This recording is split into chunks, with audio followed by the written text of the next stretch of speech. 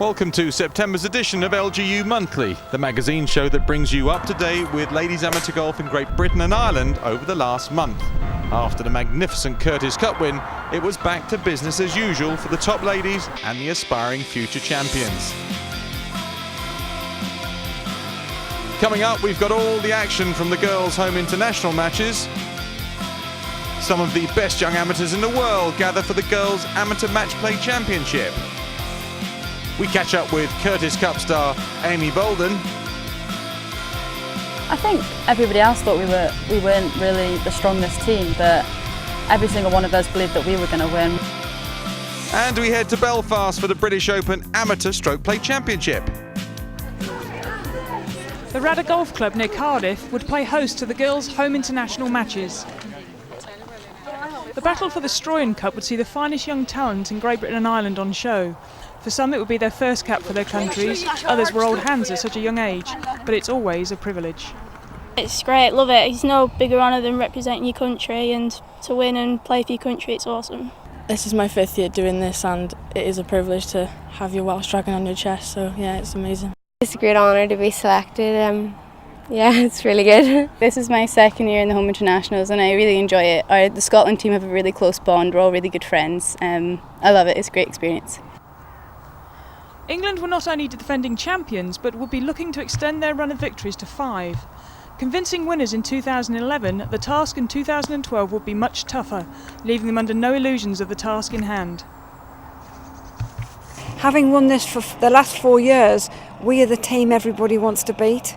So everybody's gunning for us and we know they're going to hold putts. Scotland last year did exactly the same too with the hold putt after putt after putt.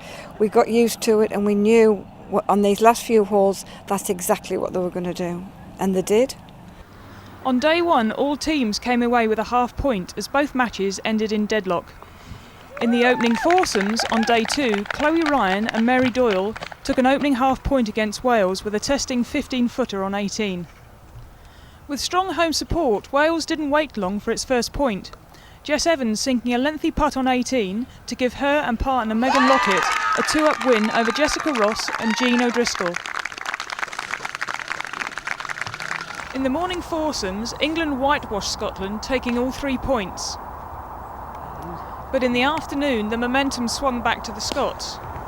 Georgia Hall, ranked inside the top 10 amateurs in the world, got the defending champions off to a great start with a 5-4 win over Lauren White. But Scotland took 2 of the next 3 matches, and in the final match Rachel Walker sealed a singles win for Scotland with a 1-up win over Amber Ratcliffe. Too little too late for the Scots, as the 3 points in the morning was enough to seal the win for England, but give them much to ponder overnight. So who would be their closest challenger? Wales' Chloe Williams took the opening point on the 18th against Ireland. That would be followed by another win in match 2 by Megan Lockett. But Ireland would take the next 2 matches to square up the series. In match 5, one of those moments that Olivia Mahaffey will never forget. She took the last 4 holes to win 2-up against Nia Greville. With Jess Evans taking the final singles, Wales and Ireland shared the point, meaning England took a half-point lead going into the final set of matches, but any one of the 4 nations could still take the title. It was to be a tense final day. Elizabeth Mallet and Megan McLaren were 6-up after 10 holes. All seemed good in the English camp as they took the first point with a 5-4 win over Lewis and Greville. But in match 2 it was a much closer affair. Amber Ratcliffe hitting the pin on 16, but still only coming away with a half. With Chloe Williams and Ella Griffith securing a win over Hall and Cowley, Wales now had the initiative. It all came down to the final hole. Shelby Smart thought it was in all the way, but that miss would mean Wales had the opportunity to take the morning foursomes. Jess Evans duly obliged, much to the delight of partner Megan Lockett and the home support, and piling the pressure on England.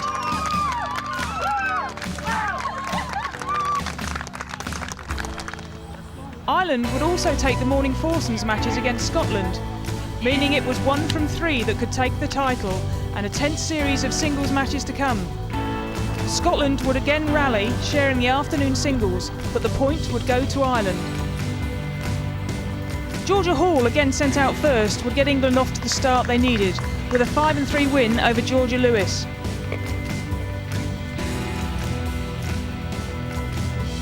Ella Williams would take match 3 for the home side, and in match 2, Chloe Williams would briefly give the home side the lead with a 2-1 win over Elizabeth Mallet. But the tail end of the English team stood strong.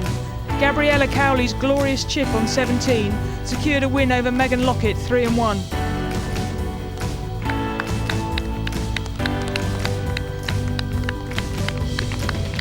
With Amber Ratcliffe taking the final match 4-3 over Jess Evans, it was left to Megan McLaren to seal the victory for England and a 5th consecutive title with a 2-1 win over Neil Gravel. Wales had come so close, but this was a young team that will return better for the experience in 2013. It hasn't really sunk in yet. I didn't know that match was to win. I had an idea because there were so many people around, but you know, the girls did the job earlier, so I just had to close it out for them. Congratulations to England, the 2012 Girls Home International Champions. You're watching LGU Monthly on Sky Sports. Amy Bolden, Wales.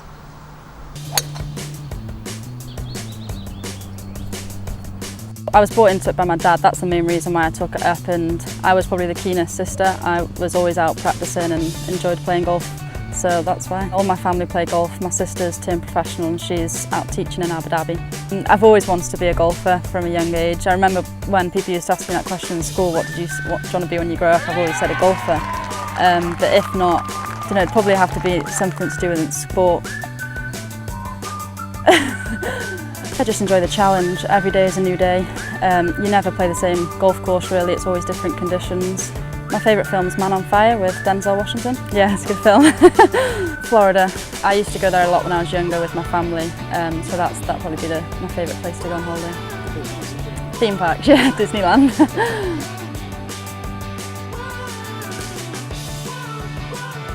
We obviously had the Ryder Cup, the Walker Cup, the Solheim Cup, and everyone was telling us we had to win the Curtis Cup. So it was just so good for us to win it. It did the country proud. I think everybody else thought we weren't really the strongest team, but every single one of us believed that we were going to win. We never had doubts, even after the first morning when we were 3-0 down. We always believed that we were going to win. Being part of that team, we were so close as friends as well, on and off the course. I think that's what really helped us to win, just how much we bonded, especially with the captain Tegwin as well. I'm not very fussy eater, but anything to do with pasta, I love pasta. It's normally my putter. I've fallen out with it the last few weeks, but we're becoming back close. I have a dog called Alfie. He's a Lhasa Apso, like a Shih Tzu, but he's adorable. I just read things to help me get motivated, like the Bob Rotella books, just anything to do with sport really is the only thing that I read. My favourite golf course, it'd probably be the two we played in Argentina in the World Cup a few years ago. But round here I'd probably say Carnoustie was a very good course. I loved playing that. I think the LGU are very important for these tournaments, the British Amateur, the British Stroke Play. They all help us to improve each year, to test ourselves against each other. They're so good to golf, they're very good to us.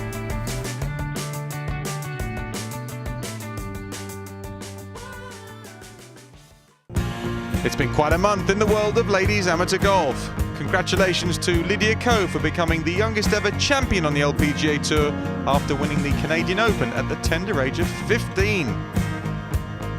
Victorious Curtis Cup captain Tegwin Matthews has been reappointed as captain for the matches at the St. Louis Country Club, Missouri in 2014. And also congratulations to former Curtis Cup player Elaine Farquharson Black on her new position as captain of the junior Vagliano team for Great Britain and Ireland. The LGU is also pleased to announce the appointment of Trish Wilson, who will succeed Gillian Kirkwood as the chairman of the LGU. She takes up her post in 6 months' time. After the break, we're off to Tenby for the girls' amateur match play, and we head to Belfast for the British Open Amateur Championship.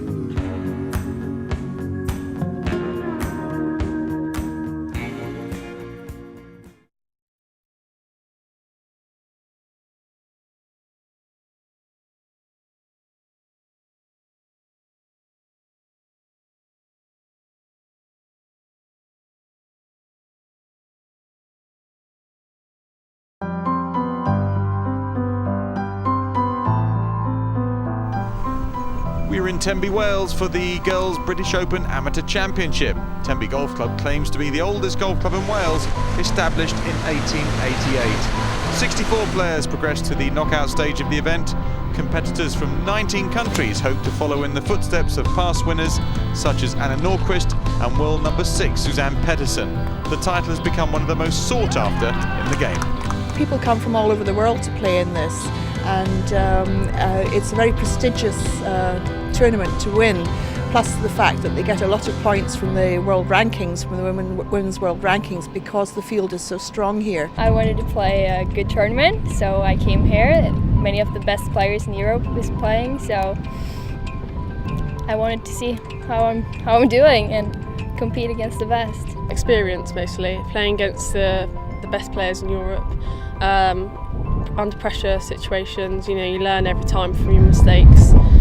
So I think it's really important to play as much big majors as you can. Forecast for the week was rough, but that didn't take the shine off of some fine performances. At the quarter-final stages, it was 3 from Germany, 3 from Spain, 1 from Turkey, and England's Georgia Hall.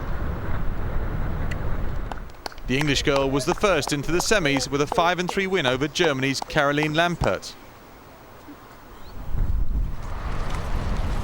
Spain's Clara Baena was 4 up on compatriot Ha Rang Lee after 5 holes. It was all over by the 13th. After this missed putt by Lee, the margin was 6 and 5.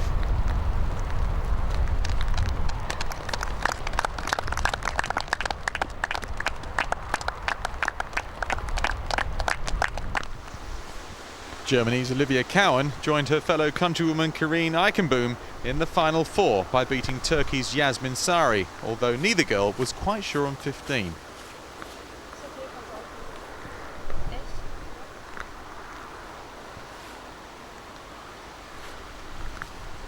In the end though, Olivia Cowan going through.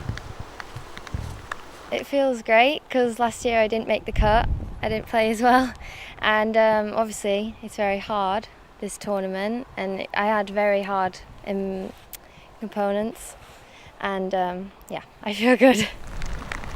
The morning of the semi-finals met atrocious conditions, all 4 girls in survival mode. Germany's Karine Eichenboom raced into a 3-up lead after 5 holes against Georgia Hall.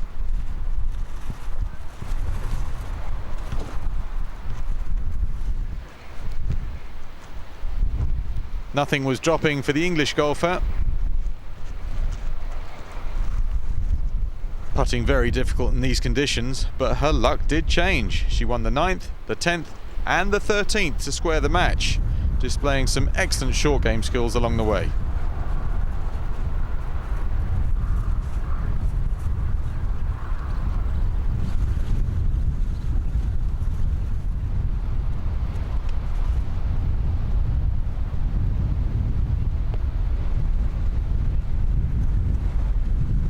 By the time they reached 18, Eichenboom had this to avoid defeat. Sudden death loomed, but it was a sudden death. Hall winning 1 up.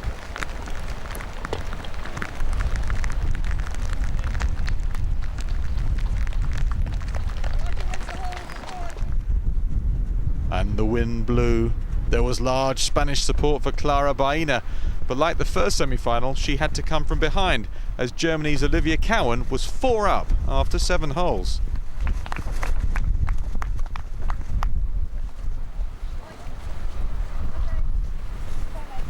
But then the tide turned, with wins on the 8th and the 11th, and this superb iron shot at the 12th.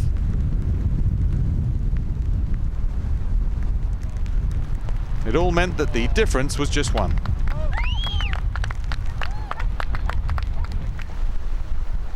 The Spaniard also won the 14th and 15th to head the match.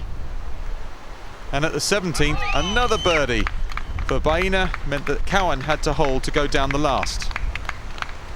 So the pressure was on. But she was up to the task. Olivia did give herself a chance to go to sudden death, but this time her putter let her down, meaning a Spanish win.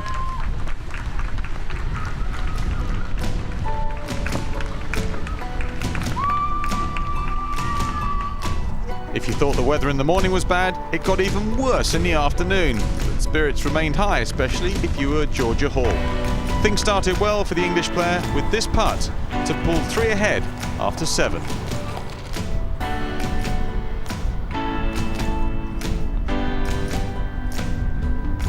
She missed, but so did Baena, so it was 3 the diff.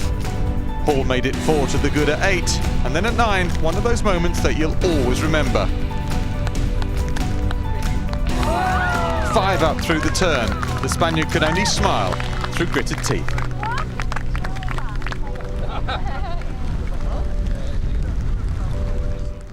Hall's dominance continued through the back 9 for just a little while longer.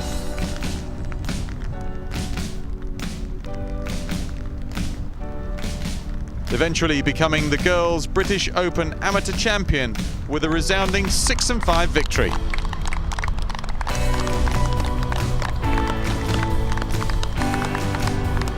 It was a long week and I'm happy to end it on high, and yeah, I really enjoyed myself.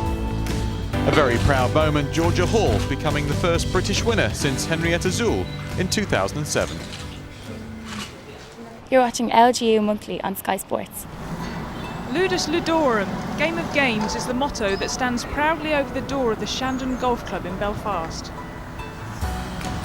This parkland course would be the venue for the Ladies British Amateur Stroke Play Championship. It would prove to be a real challenge for some of the world's top amateurs. Super parkland course, very green obviously with the weather that we've had this year, and playing quite long, quite damp underfoot as well, so a tough test. Super greens here, very fast greens, so yeah, all in all it's a tricky test. This event is regarded as one of the most prestigious on the amateur circuit, with the winner getting a place in the Rico Women's British Open. The British Ladies is one of the biggest tournaments of the year for everybody, because obviously it involves everyone around the world that plays golf, so it's probably the biggest event for us all. It's brilliant. Winning gives you a chance to play in the Open, and it's a top field, and just want to compete against the best and see how you lie. Like most of the UK over the summer, Belfast has had its fair share of rain, making the course play exceptionally long. Wales' Amy Bolden was one of only 3 players par or better after 2 rounds. 16-year-old Amber Ratcliffe from Cromer would join Bolden at par going into the final day. The only player under par was Sarah Jane Boyd of Truro. It means everything. It's what I practice for. I practice every day, all through the winter, all those grubby days. This is what I want to be playing in. This is what I want to go in the last group. It's the feelings I want to get, and got to embrace the pressure. 2 rounds would be played on the final day, but conditions worsened in round 3, which temporarily stopped play. Boyd battled with conditions, but a 77 would see her slip back to +3 going into the final round.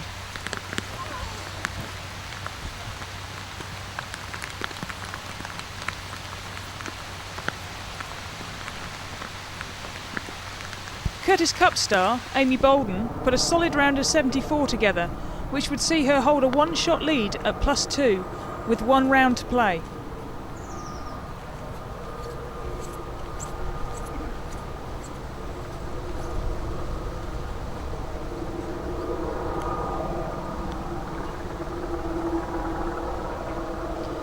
Paired with Bronte Law, her teammate from Nairn, both players seemed to feed off each other. Law finished with a closing birdie, which would see her in joint 3rd place, but a distant 8 over par. At 18, Amy Bolden has been one of the stalwarts of the GB&I team and has vast experience in pressure situations. I'm confident. I actually wish I was in the last group to see what was happening, but yeah, I'm just looking forward to it. I'm concentrating on my own game and just going to hopefully try and get back under par, really.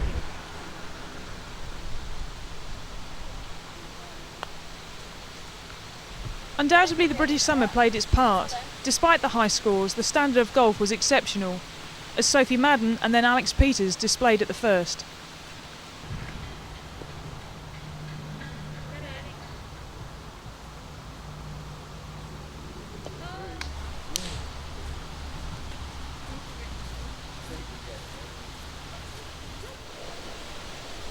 The first wasn't so kind to Sarah Jane Boyd as she opened with a bogey to slip back to +4.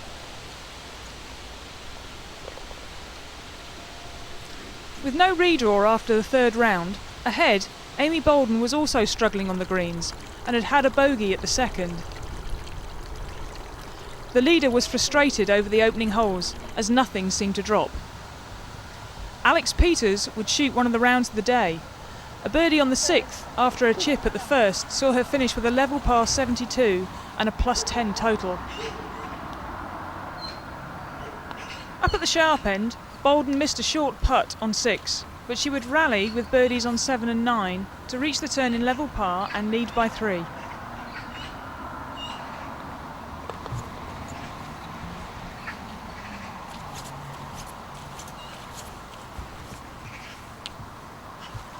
Amber Ratcliffe had acquitted herself admirably over the week. A birdie at 6, the highlight of the 16-year-old's final round.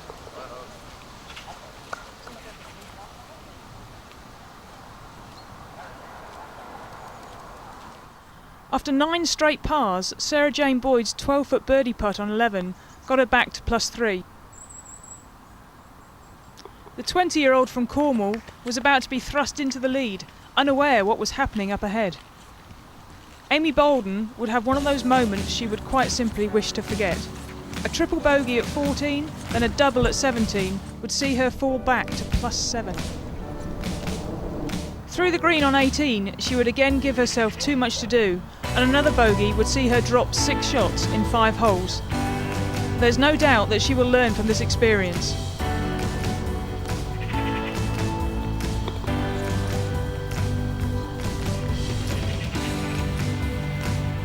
A closing par on 18 would see Sarah Jane Boyd take the title and book her place in the Ricoh Women's British Open at Hoylake in mid-September. Truro's finest would become the first English winner since Melissa Reid in 2007. I just feel it's fantastic. Yes, all this hard work really paid off, and just you live for moments like that with all the crowds on 18. It's something I've never experienced before, and I really want it again and again and again. So victory for Sarah Jane Boyd by 2 shots from Amy Bolden. Round of the day came from Kelly Tidy with a superb 1 under par 71 to give her outright third. Thanks very much. Congratulations to Sarah Jane, the 2012 British Open Amateur Stroke Play Champion. So that's it for this edition of LGU Monthly. Congratulations to England girls on their 5th consecutive victory at the Girls' Home Internationals, and to Georgina Hall, a member of that England team, on her victory in the Girls' Amateur Championship. And finally to Sarah Jane Boyd, the 2012 British Amateur Stroke Play Champion. Remember, you can catch up with everything in the women's amateur scene at www.lgu.org. So until next time, it's bye for now.